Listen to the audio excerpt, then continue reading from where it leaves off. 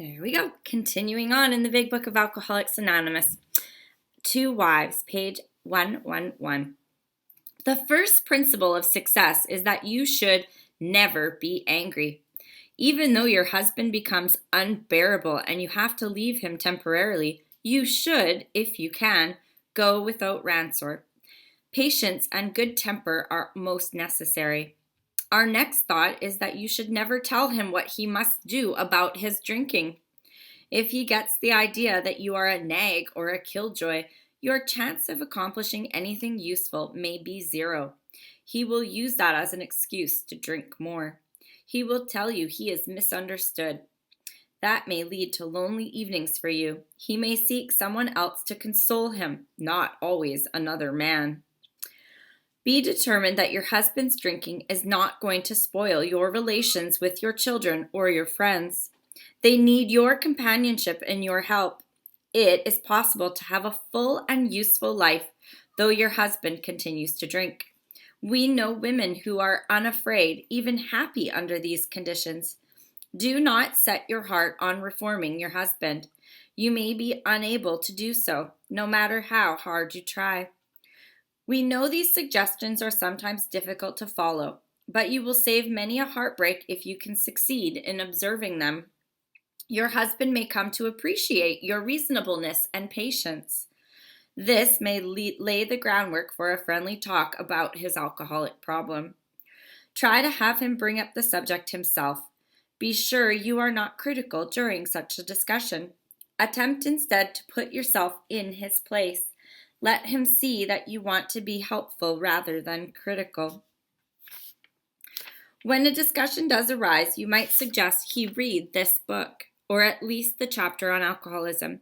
Tell him you have been worried, though perhaps needlessly. You think he ought to know the subject better, as everyone should have a clear understanding of the risk he takes if he drinks too much. Show him you have confidence in his power to stop or moderate. Say you do not want to be a wet blanket, that you only want him to take care of his health. Thus, you succeed in interesting him in alcoholism. So for myself, my personal experience, well, not only was I an alcoholic, but I did have an alcoholic husband. And for years and years, I did spoil a lot of relationships because I would be covering up or lying or not attending things to hide my husband's behavior. And at the end, that did shift where it was like, okay, you're drunk. Well, I'm going to go still anyways. Instead of canceling engagements altogether with some silly excuse on why I wasn't going to go. And then there's a lot of suggestions here on how to approach his alcoholism.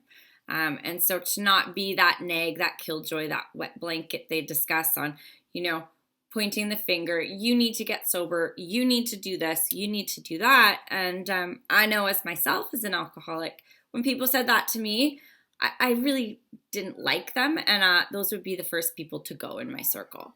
Who are you to tell me I have a problem with drinking? So, we want to keep that communication open and make it easy for someone to approach us, especially. But if we're dealing with a family member or a friend, I like to lovingly hold the space instead of pointing the finger and saying, you need to get better, you're really sick. It's just, I've experienced it. If you'd like what we have, it's here for you.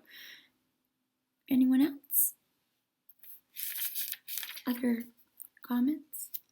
I just get a giggle reading it, knowing it was written by Bill. I'm Yvonne. I'm an alcoholic. Hi, Yvonne. That first line there, just, I don't know. The first principle of success is that you should never be angry. I don't know. That just sits weird with me. So, and I just needed to comment on it.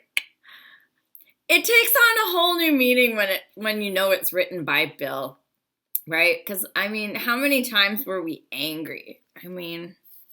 It doesn't help us to be helpful when we're angry, but we get angry and we are allowed to be frustrated, because if we don't show our frustrations, then we grow a resentment as well, right? And everyone, alcoholic or not, can have a resentment and have it lead to spiritual sickness.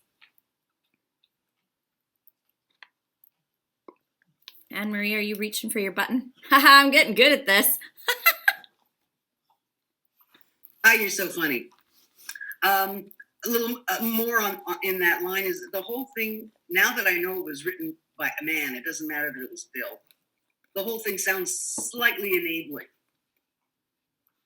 You know, not that people respond well to anger, but if you coddle them too much, you're not going to get through. I, you know, now, like you say, it takes on a whole new meaning when you know it was written by a guy. A guy. Mm-hmm. Telling the little lady, not to be angry and be patient and be nice. Anyway, that's... Yeah, and I don't want to take it apart because I love this book, but it's a little condescending. Just a little bit. And, you know, yeah.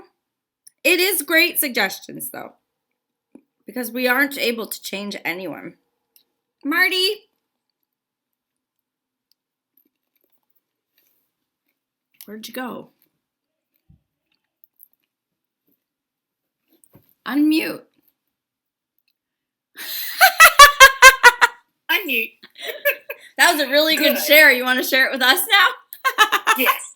And now I'm going to do it a little calmer.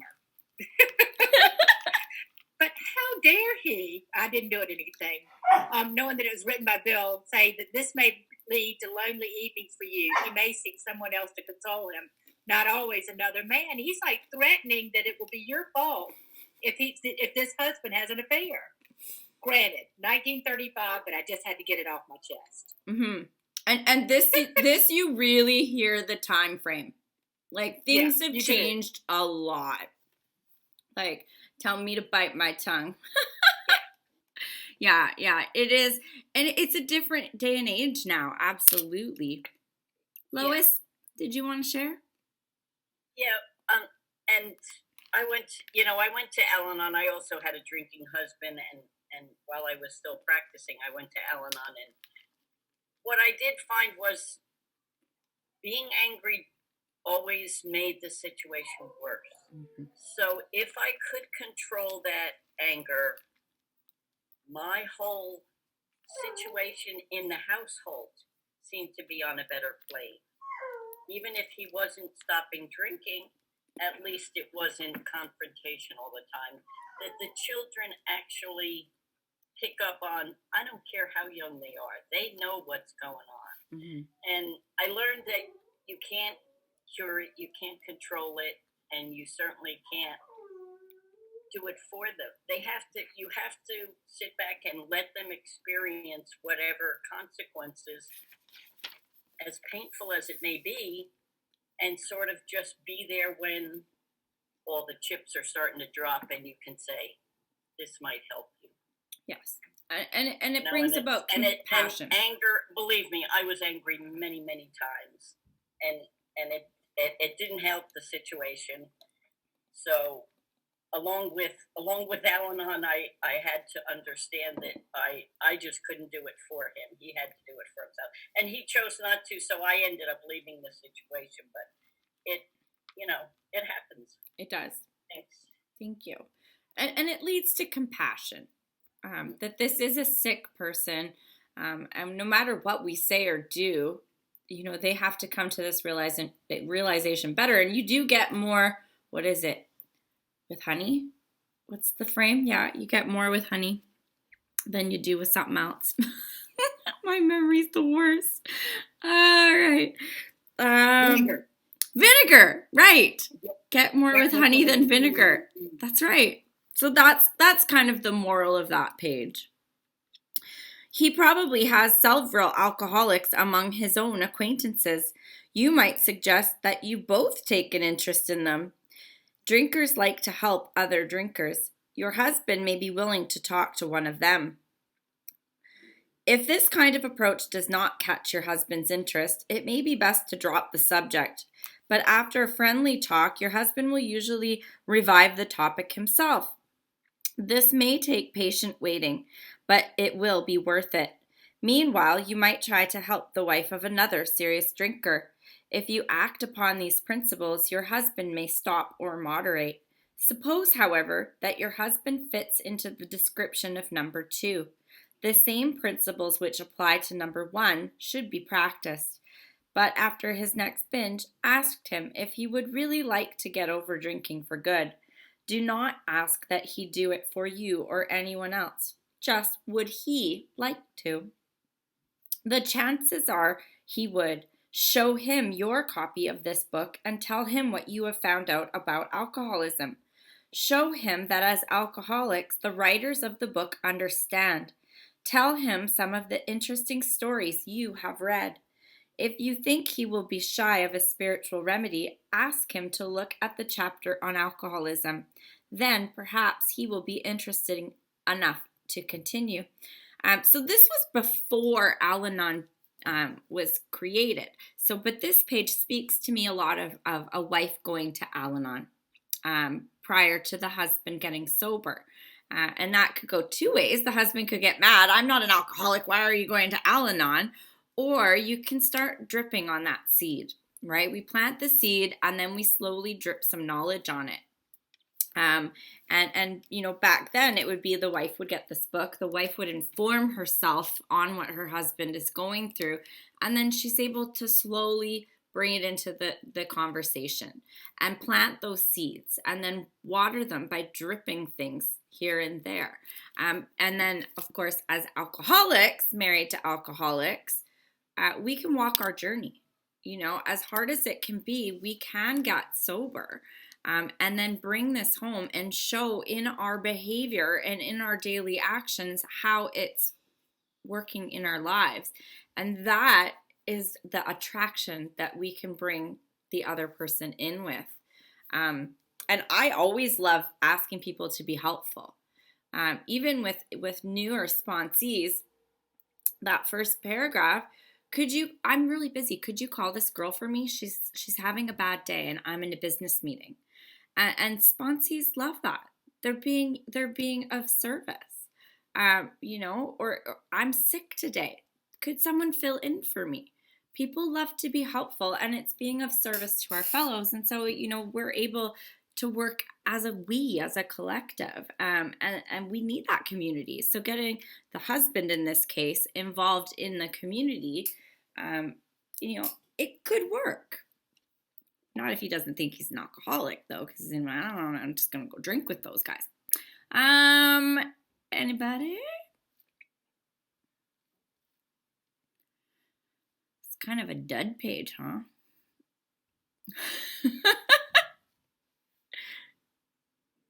Kathy, are you reaching for your button? No? All right, we'll keep reading. If he is enthusiastic, your cooperation will mean a great deal. If he is lukewarm or thinks he is not an alcoholic, we suggest you leave him alone. Avoid urging him to follow our program. The seed has been planted in his mind. He knows that thousands of men, much like himself, have recovered. But don't remind him of this after he has been drinking, for he may be angry. Sooner or later, you are likely to find him reading this book once more. Wait until repeated stumbling convinces him he must act, for the more you hurry him, the longer his recovery may be delayed. If you have a number 3 husband, you may be in luck. Being certain he wants to stop, you can go to him with this volume as joyfully as though you had struck oil. He may not share your enthusiasm, but he is practically sure to read the book, and he may go for the program at once. If he does not, you will probably not have long to wait. Again, you should not crowd him. Let him decide for himself. Cheerfully see him through more sprees. Talk about his condition or this book when he raises the issue. In some cases, it may be better to let someone outside the family present the book. They can urge action without arousing hostility. If your husband is otherwise a normal individual, your chances are good at this stage. We'll stop there on that one. So I like how it says there, it might be better to let someone outside the family present this book.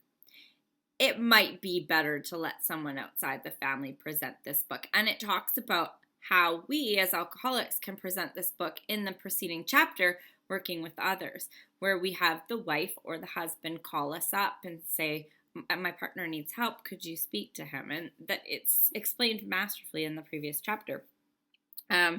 And so, if he wants to stop, honey, I struck oil. Here it is. I found the solution. It might not come over as well as you think it might by the writing of this book. But our purpose is to be helpful. And you can apply this as well when working with sponsees. If maybe you don't have a wife or a husband, you can apply this to working with your sponsees, right? We have to cheerfully present it when they're ready, not push it down their throat when they're not. And we want them to realize that they are alcoholic and make that decision for themselves before we begin. Anne-Marie, just unmute yourself. I see you reaching. Love it. Cheerfully present the book to them, yes. But cheerfully see them through more sprees, no. that's just no. No. I understand the having someone else present the book to them. I know if anyone in my family had walked up to me and presented me with the book, I would have spat on it, and told them to mind their own damn business. So I do think that a stranger would be best. I agree there. But the cheerfulness is only when they ask for help. Yes. Sorry. Absolutely. And if you are the wife and you are going to Al-Anon or to Alcoholics Anonymous, if you're the alcoholic wife, you'll meet people that you can present to your husband. So if I am a normie wife going to Al-Anon, the other ladies in Al-Anon are going to have husbands that are alcoholic, hopefully recovered, that can help my husband. And so there's a great opportunity for connection. Same as I am an alcoholic wife, I can go to a meeting of Alcoholics Anonymous and I can talk to other gentlemen there and say, I still have a drunk husband at home. Could you maybe talk to him sometime? And so there's great connection opportunity there. Moving on. You would suppose that men in the fourth classification would be quite hopeless, but that is not so. Many of Alcoholics Anonymous were like that. Everybody had given up on them. Defeat seemed certain, yet often such men had spectacular and powerful recoveries. There are exceptions. Some men have been so impaired by alcohol that they cannot stop. Sometimes there are cases where alcoholism is complicated by other disorders.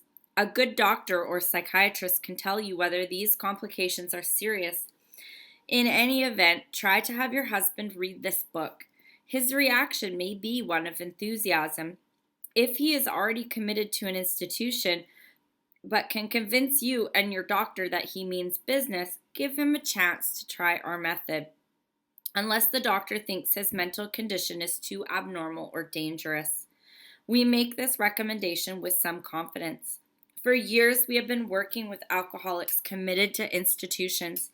Since this book was first published, AA has released thousands of alcoholics from asylums and hospitals of every kind. The majority have never returned. The power of God goes deep. You may have the reverse situation on your hands. Perhaps you have a husband who is at large, but who should be committed. Some men cannot or will not get over alcoholism. When they become too dangerous, we think the kind of thing is to lock them up, but of course, a good doctor should always be consulted. The wives and children of such men suffer horribly, but not more than the men themselves. But sometimes you must start life anew. We know women who have done it. If such women adopt a spiritual way of life, their road will be smoother. I'm going to stop right there on that one. Because as most of you know, that is part of my story.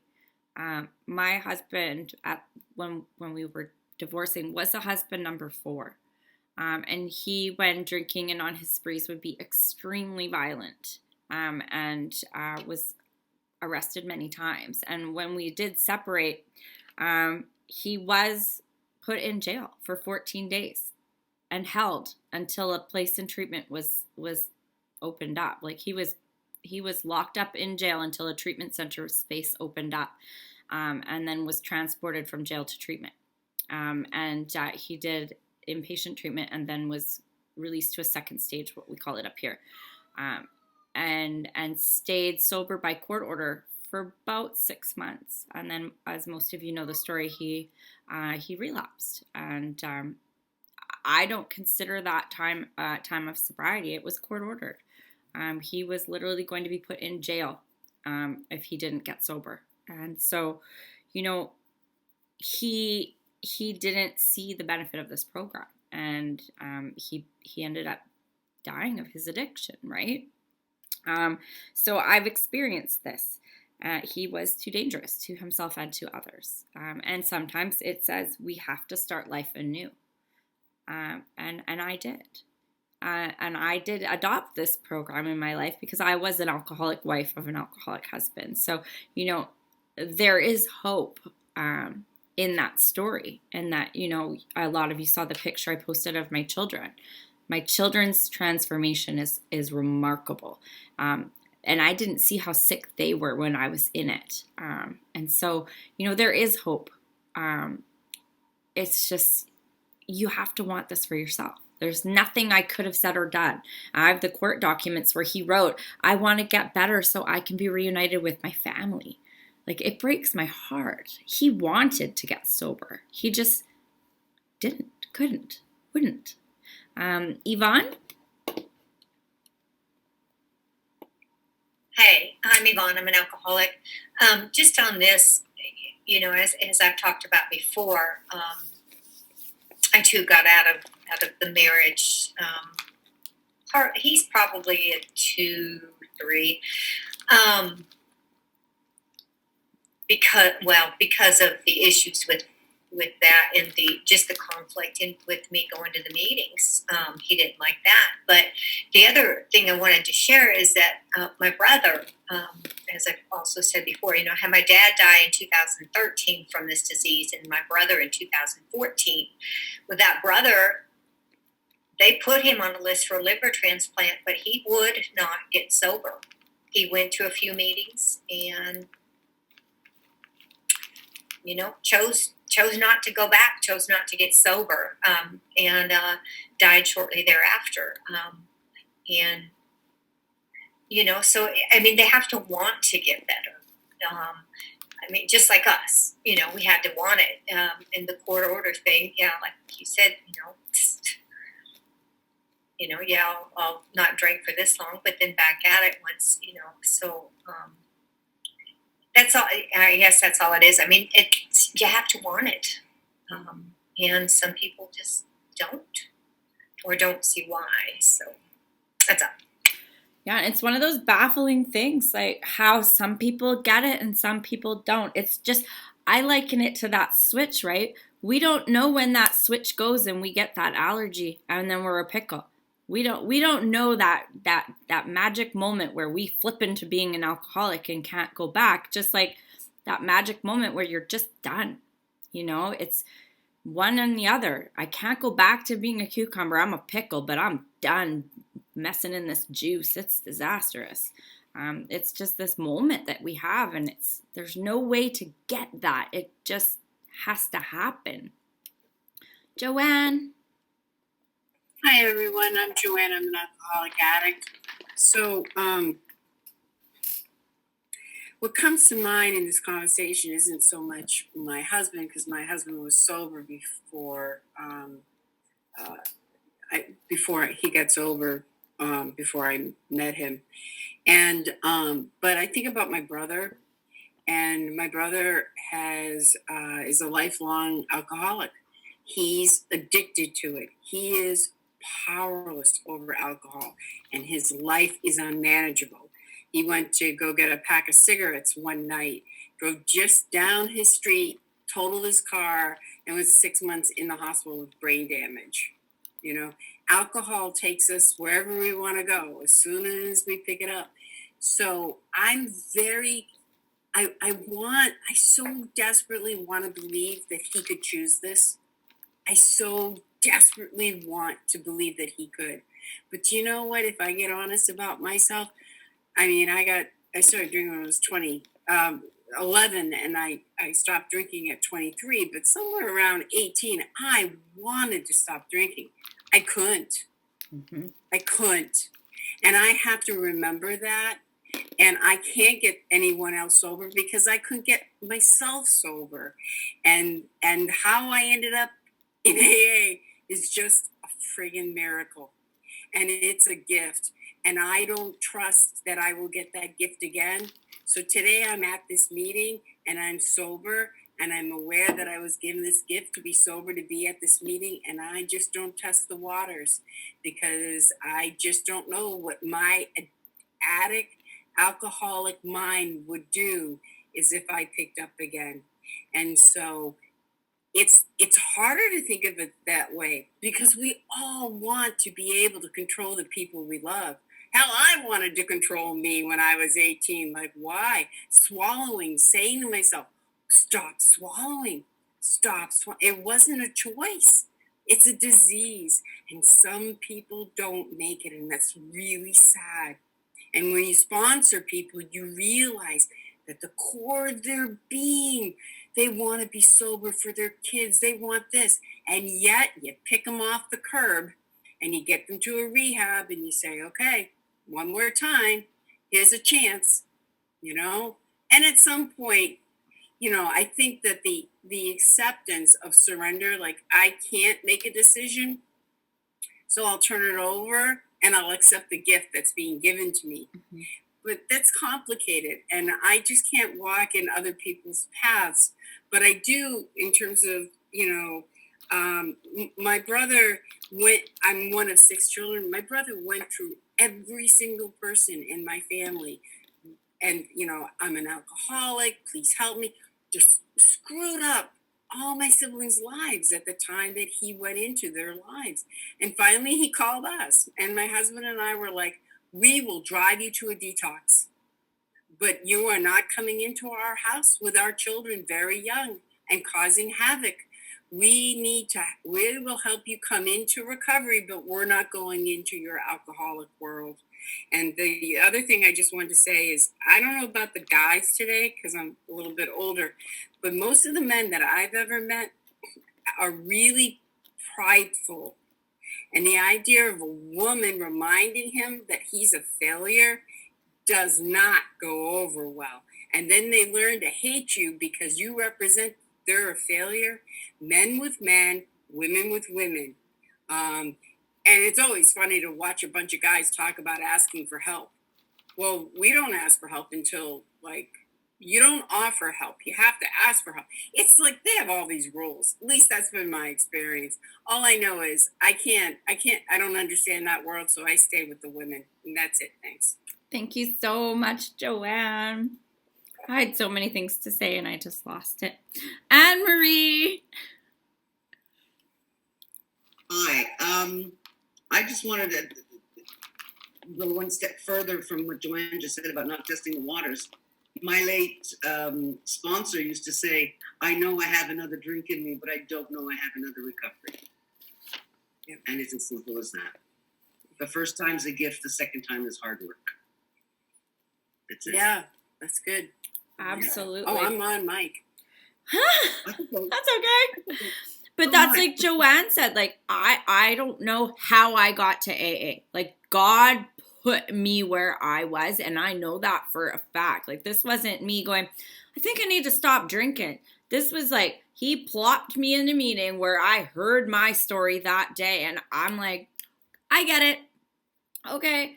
You know, all of these people that test the fate, like, I think we're chosen to be in these rooms. I really, really do. This whole process is divinely inspired, and I believe that to my core. It's not in this book. That is my personal opinion, but if you are chosen to walk this life, like, man, oh man, don't walk away. Okay, so guys with guys, girls with girls. I'll tell you a really funny story because I do work with gentlemen 1, 2, 3.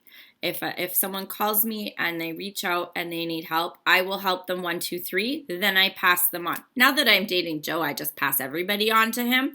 It saves me a lot of time. But prior to him, I would help 1, 2, 3 and then connect them to someone. I had one gentleman.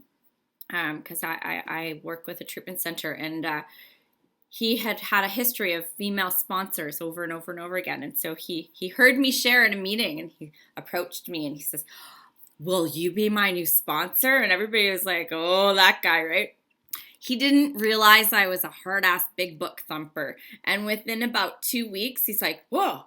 He wanted the easier, softer way because he thought that's what he was getting by working with women. And I showed him a big book, and he went off his way.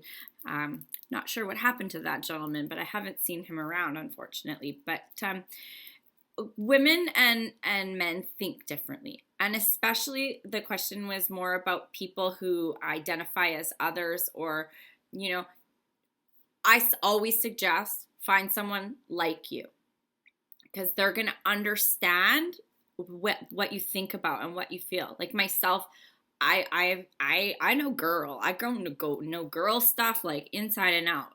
I don't know what it's like to be a transgendered woman. I've never done that. So I have probably 5 people who are transgender that I connect.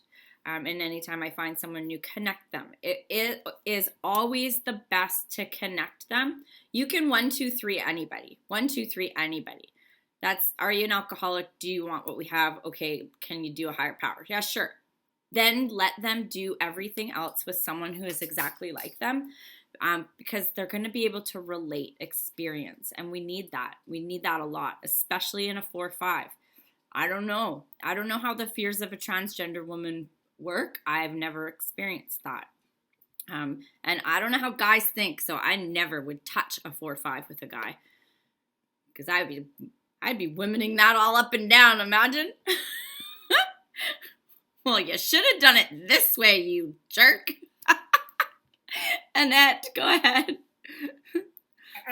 I'm an alcoholic. I just wanted to affirm what you were saying. I think a lot of it's really about the experience too. Women, our cultural background, how we fit into society, etc.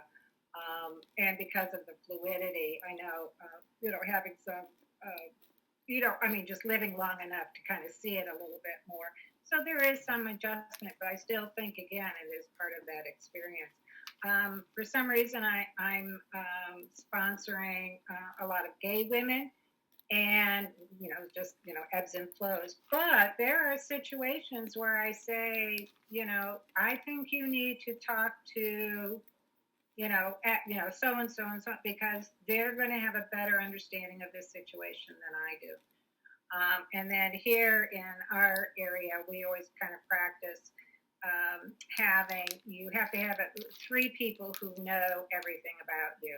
You have that circle of 3, because sometimes your sponsor is not available. So you have to be able to call on somebody else without having to run through your entire history, but who know what's going on with you at any given time, so you can deal with those.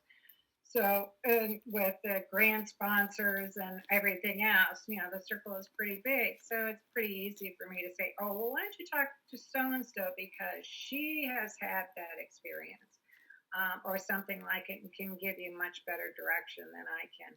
And I do remember one time there was a guy, I'm sorry, I'm talking too long.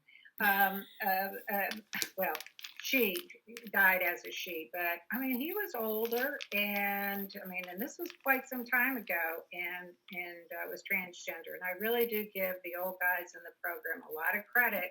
Everybody was like, "Oh, this is weird," but they adjusted, practicing, patience and tolerance. I thought it was wonderful. But some of the guys that were with her later stayed, because again, they had that longevity and that experience. So, but I still think it's good. Mostly it was designed just to kind of keep the sex out of it and all that other stuff. So yeah, it's still a good practice today. It really is. It really is. And some of you know, like my spiritual advisor sponsor for a long time was an older member of our fellowship, and that was just because I wanted the knowledge of this book. I didn't go to him. Actually, the reason I left is because I got all the knowledge I needed, and now I started dating, and he wasn't of any service to me. And I needed to find a lady who had dated in recovery. And plus she's a bit of a big book thumper like myself. But what Annette was saying too about having those people in your circle, we call them 10-step buddies. So I have my sponsor, I'm my grand sponsor. I've got my network of ladies that are my core crew, but I've got 2 step 10 buddies. I used to have 1 step 10 buddy, but because she is actually in my friend circle, she knows my partner. And so I had to find someone who would be unaffected and when he ever makes me mad. Because I need to be able to bounce those things off an unaffected person. So now I have an additional step 10 buddy. And that's just someone that you can call. And you don't even have to say, hey, I need to step 10 or I need to run a 5. You just call them and you're like, I did the dumbest thing today. I just need to get it off my chest. And they'll be like, okay. And then they know what you're doing because they're part of this fellowship. All right. Here we go. Ooh, talking about the kids now. If your husband is a drinker, you probably worry over what people are thinking and you hate to meet your friends. You draw more and more into yourself and you think everyone is talking about conditions at your home. You avoid the subject of drinking even with your own parents. You do not know what to tell the children. When your husband is bad, you become a trembling recluse, wishing the telephone had never been invented. We find that most of this embarrassment is unnecessary.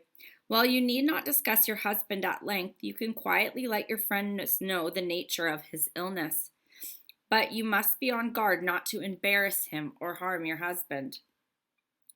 When you have carefully explained to such people that he is a sick person, you will have created a new atmosphere.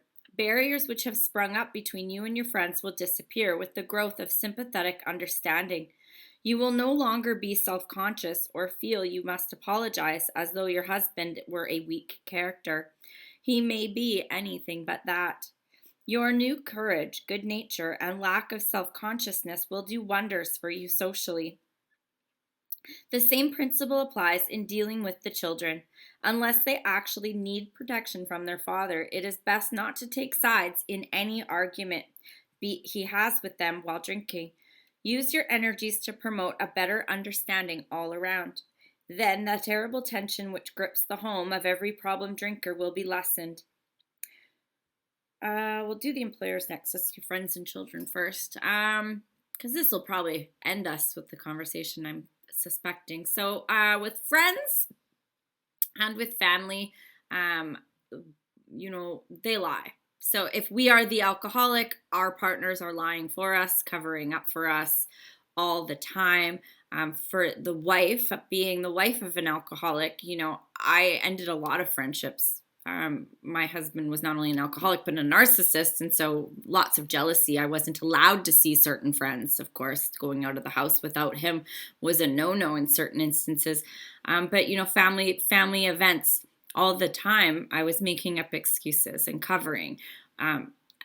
Your friends and family know. They're not stupid. Like, let's be honest. They know. Your husband usually embarrasses himself and doesn't need you to embarrass him. He's done it already. But of course, it will be your fault if anybody knows, in my experience. But I like to talk more about the children. Once I learned the principles of this program and I learned about the disease of alcoholism, I had about 3 years in between when I left and when he passed away. And the first bit, I was still being the, oh, you fucked up again, or, oh, there's your dad all screwed up again, or, oh, he does this wrong or that wrong. But it shifted that second half. I was more compassionate. My verbiage changed. And that was as a result of this program and work in Al-Anon, in which my verbiage would change. And, I made it that there was a loving and open space of love and tolerance and support, where I didn't come down on him. And so he learned to trust that he could call me and say, I'm not going to be able to grab the kids. Could you grab them after school? He wouldn't completely say why, but he knew I would just say yes and go with it and not come down on him anymore. And instead of saying things to the children like he's messed up, the conversation changed to, oh, Dad's not doing well this week. That's okay. We got this. We'll call him later. And that really helps the children out a lot because they carry a lot of this burden, a lot of it. And it's heartbreaking. But it's just the simplest little things where they can see the love and support and the stability in one home to the next. Kids thrive on stability and they know what's going on, even more than friends and family, because they're living it. So don't lie. Just use the proper age-appropriate terms. Mom or dad isn't doing so well today. Mom or dad's kind of sick. We've got this, though. Don't worry. And having that loving, supporting home is so important. Lori, I can't wait till Summer's older and gets to talk to other kids of alcoholics. She's so neat. Lori, go ahead. Hi, Kimberly. Yes, I'm here. First of all, I'm so sorry for the loss that you and your children suffered, and just wanted to get that out there. My condolences to you. I agree that this is a God-given gift, and it is absolutely 100%, 100% only by the grace of God, we go forward. But yeah, that part of the willingness and doing the work, right, that it requires. I mean, you don't bump that big book around for nothing, right, girlfriend? I mean, it's like that would be tragic. That would mean that this is all BS, and it's not, because it works, and the proof is in the pudding, as we say. Not in AA, but we say that in general. But anyway, so the work here is really what I'm trying to get to, and how, yes, it's a gift and it is something that we have to want to do. But part of that, I think it's like a lot of us, they say that some are just sicker than others, and some people are not able to grasp it, right? And it's out of their grasp. But then there's that part where it's like, it's just that little bit of willingness, like the mustard seed, right? Like if you just have that tiny little bit, it's like God starts to dig deeper and deeper and deeper. And I think part of it is, it's not that it's like an easy program or anything like that, but it is a very simple one. And you can't save anyone, obviously, but yourself. And even that, it's not like you save yourself. Obviously, God saves you because God brought you here, or God brought me here, right? But I just think it is an amazing thing to live in acceptance and surrender, but at the same time, like, not give up, not give up on yourself and not give up on others, and just pray. Like, for me, prayer and meditation has been life-changing. I remember, Kim, you were talking at one point how, we don't just get rid of our own character defects or shortcomings. Like, we have to pray to God, like to remove them, or to help us to learn to let go of them. And so I just thought that was really informative for me. That's one of the bigger things I learned from this meeting, as well as learning as we go along. That was a really impactful thing that I learned here in this meeting. So yeah, I'm sorry I was a couple minutes late. I just love tuning in, listening to you ladies, and I want to share my gratitude with you, because you mean the world to me, and I'm just so grateful to be here. Group of Drunks is my God, and so you guys are part of it, and I truly appreciate you. Thank you so much. Thank you so much, Lori. Joni, you can unmute yourself. Hi. Yeah, just reiterate that the gratitude for your patience with us all, and just guiding us through, particularly for me, this chapter, because I'm fairly new. I'm fairly new as an alcoholic in AA. However, I did do adult children, and of course, I got a ton of things kind of raising their ugly head here, but I'm trying to interpret it for myself this way.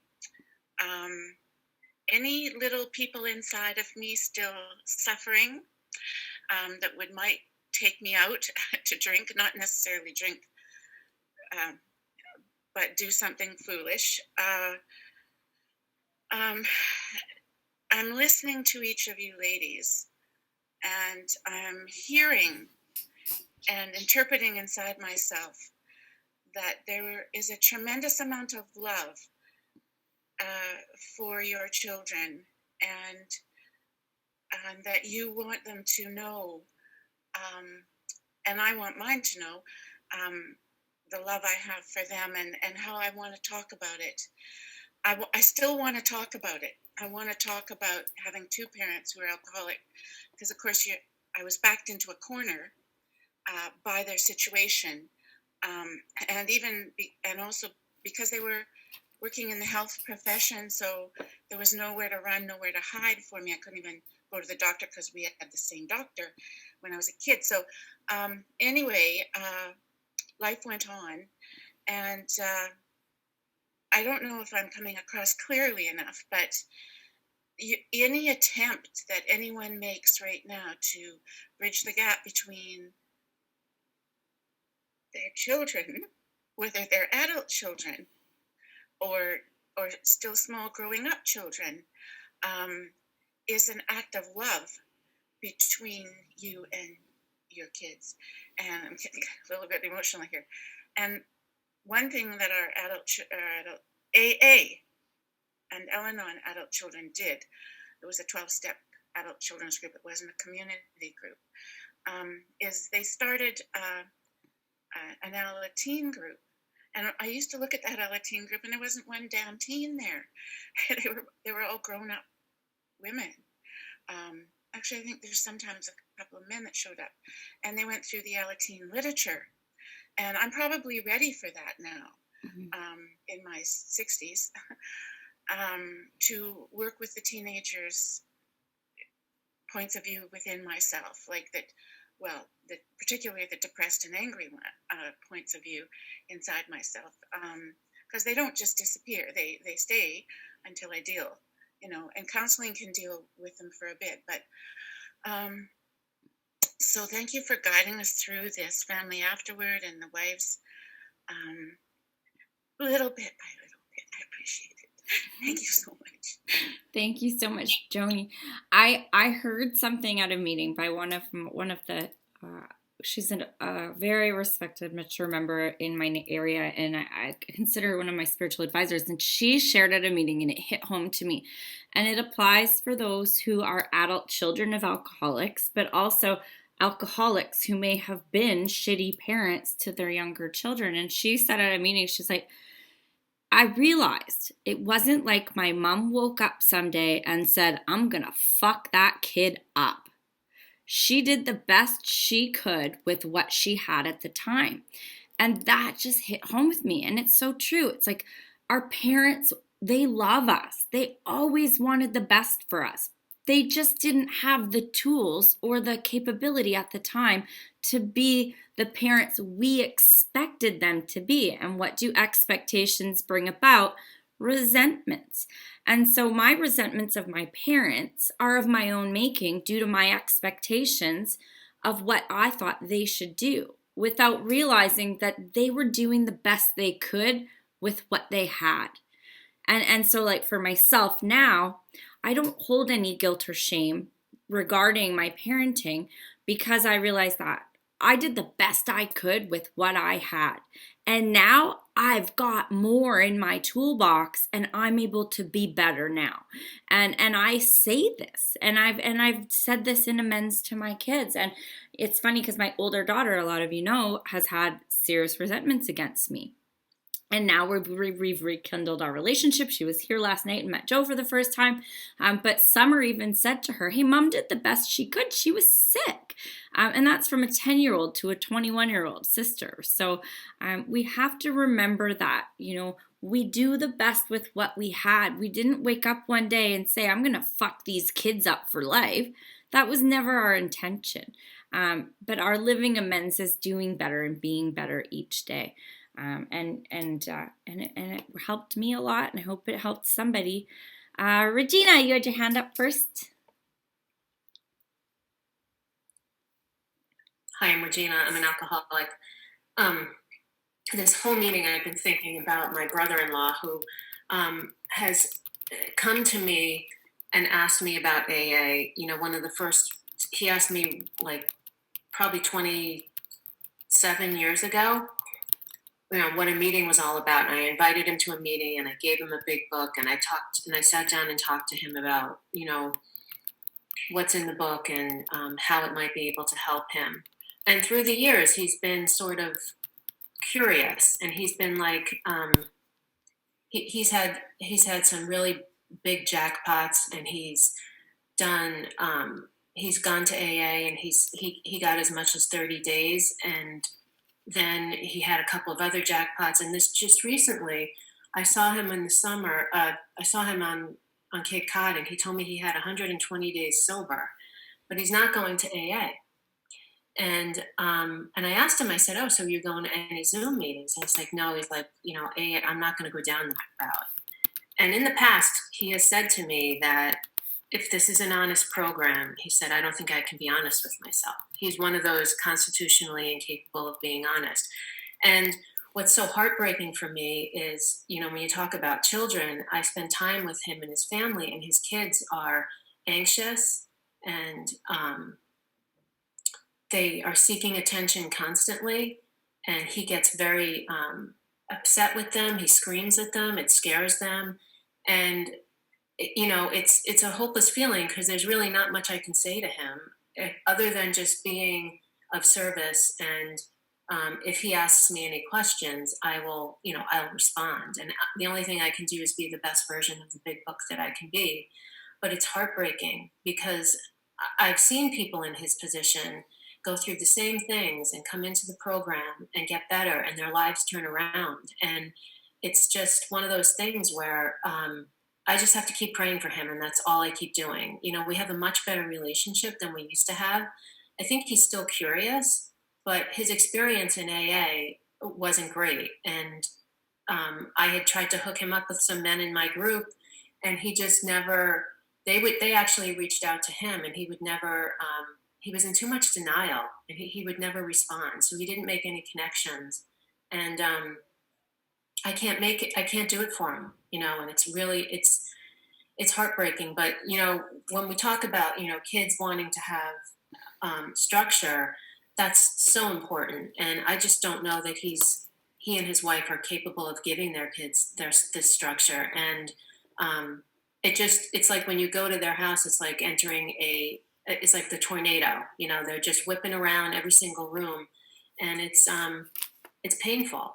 But, you know, I guess the good news is that I know what works for me, and if he ever has a change of heart, I can be there for him, and I can help direct him to the right people, and you know, give him some guidance. So thanks. Thanks so much. And I mean, for that, I could not write a parenting book, let me tell you that, but I have a parenting style that works for me, and other people have been like, wow, that's actually pretty interesting. And we call it love and logic. I hold this space absolutely lovingly, but I break it down, and I'm brutally honest and logical about things. I'm not going to sugarcoat things. I want my kids to get the information from home and know that they can come and talk to me in an open, loving place. There's no place in our home for you know the word I'm trying to say.